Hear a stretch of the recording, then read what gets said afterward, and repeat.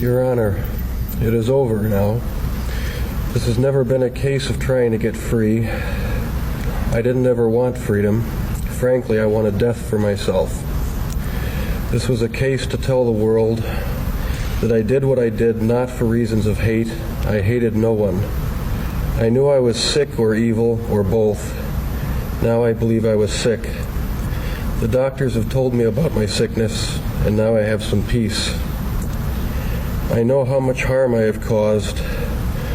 I tried to do the best I could after the arrest to make amends, but no matter what I did, I could not undo the terrible harm I have caused.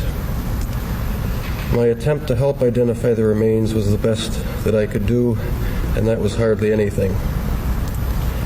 I feel so bad for what I did to those poor families, and I understand their rightful hate.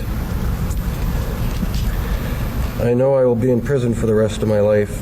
I know that I will have to turn to God to help me get through each day. I should have stayed with God.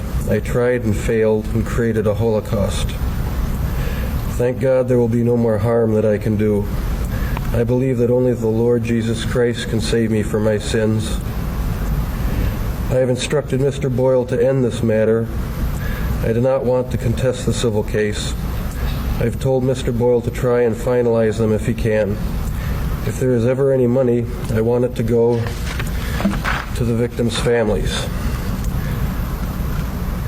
I've talked to Mr. Boyle about other things that might help ease my conscience in some way of coming up with ideas on how to make some amends to these families, and I will work with him on that. I want to return to Ohio and quickly end that matter so that I can put all of this behind me and then come right back here to do my sentence. I decided to go through this trial for a number of reasons. One of the reasons was to let the world know that these were not hate crimes.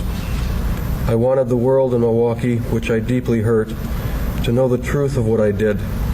I didn't want unanswered questions.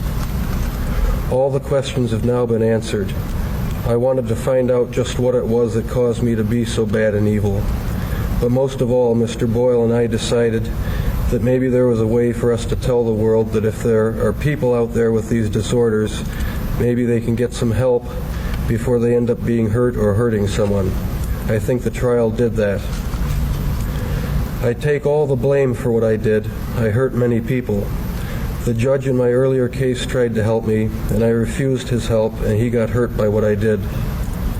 I hurt those policemen in the Conorak matter, and